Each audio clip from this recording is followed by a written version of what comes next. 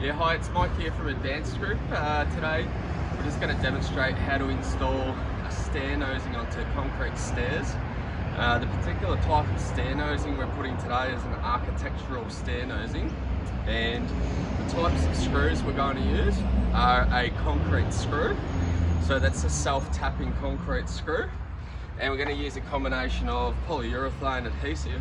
This polyurethane adhesive will stick anything to anything, including rubber, and it's chemical resistant, which is good because oftentimes anything that's on the ground has a lot of chemicals that can erode away at any type of adhesive.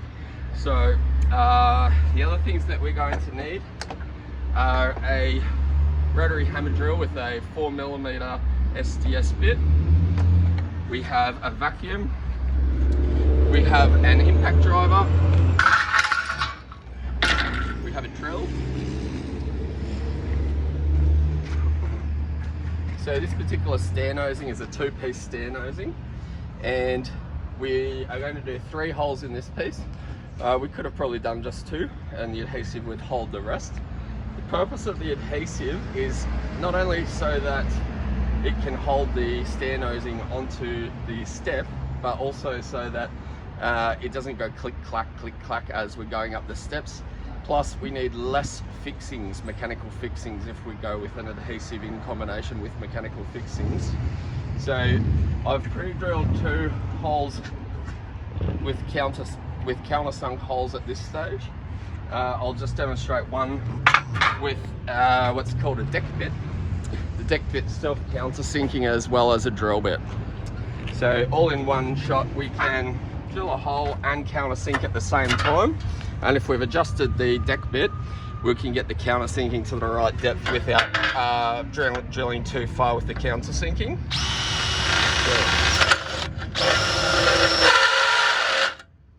So that depth there will be the proper depth, so that our concrete screw is going to be able to go flush, and then we can put this second piece of the anti-slip step insert inside of this aluminium extrusion.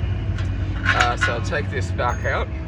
Now this is not a step obviously, but we're going to pretend that it is. And so this piece of stair nosing is going to be fixed down on this concrete. So with our rotary hammer drill, we can start drilling the holes to pretty much, I'm going to drill it pretty much to the whole length of this. So the screw is this length. Now the problem that people sometimes have is if they don't drill the hole deep enough, the dust falls back in the hole and this can snap the screw. So it's essential that we drill with this drill bit the full length of here, so that we can then use the vacuum to suck the dust out, and then we can use this concrete screw without having to break the screw or put a plug, which sometimes putting the plug is time consuming. So I'll start by drilling the first hole, and don't forget your earmuffs.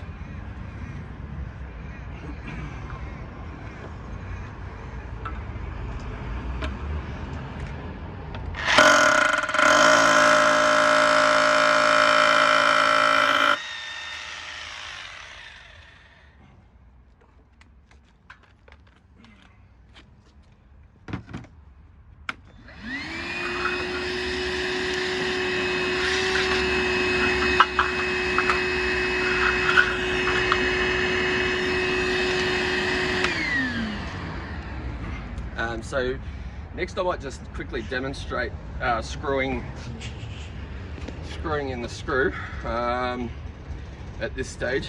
These are also quite noisy and very powerful, and much better for screwing in screws if you use an impact wrench rather than a normal drill. One, you can strip out the fillet's head part of the screw with a normal drill, and it's less likely with these. And 2, they're more powerful. So when you're self-drilling without having a nylon plug, it's much faster and easier to use an impact wrench than a drill. They also have more torque than a normal drill. So I can remove this screw, which is also good.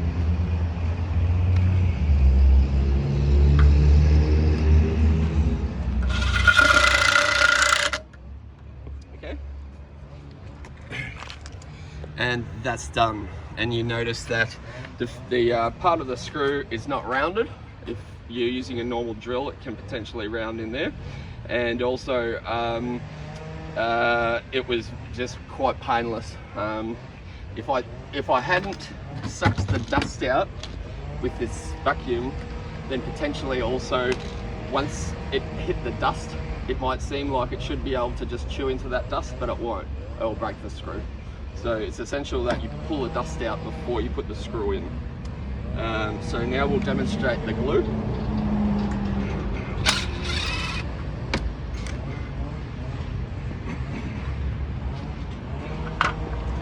Okay, so this is a sausage gun. This is foil sausage with polyurethane, and this is the cheapest way to use an adhesive for this kind of purpose. If you use the normal polyurethane tubes, it's twice as expensive. So you can simply cut the end off the foil sausage, put the polyurethane into the sausage gun, put on a nozzle. These are normally, you purchase these separately with each foil sausage, and you pretty much throw them away after each time if you're not continuously using them. We've made a special gadget so that we can use any normal nozzle. So this is not a standard nozzle. I'll just cut some of this off. Okay.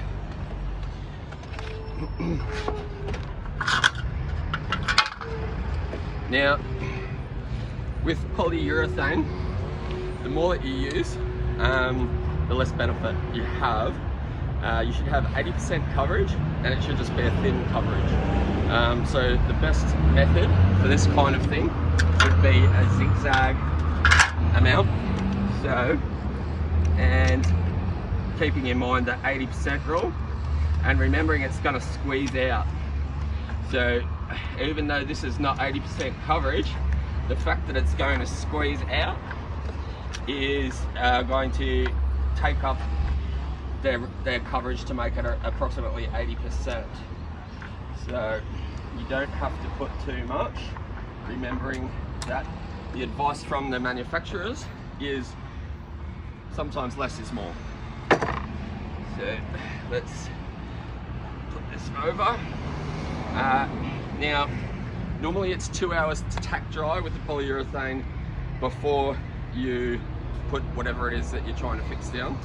But the fact that we're using mechanical fixings as well as this means that we can save that 2 hours because we're using the combination of the fixings, mechanical fixings as well as the polyurethane.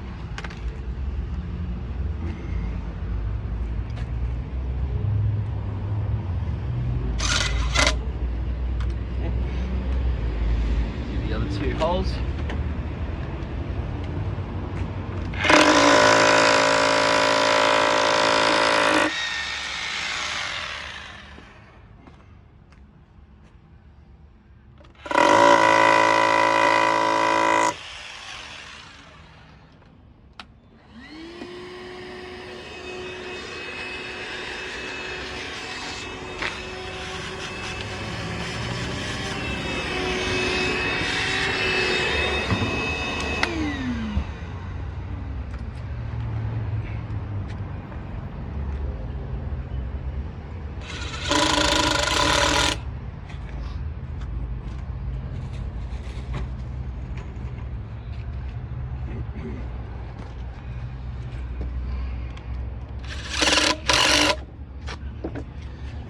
Okay, so the final part of this step would be to put the anti-slip insert on top of this extrusion.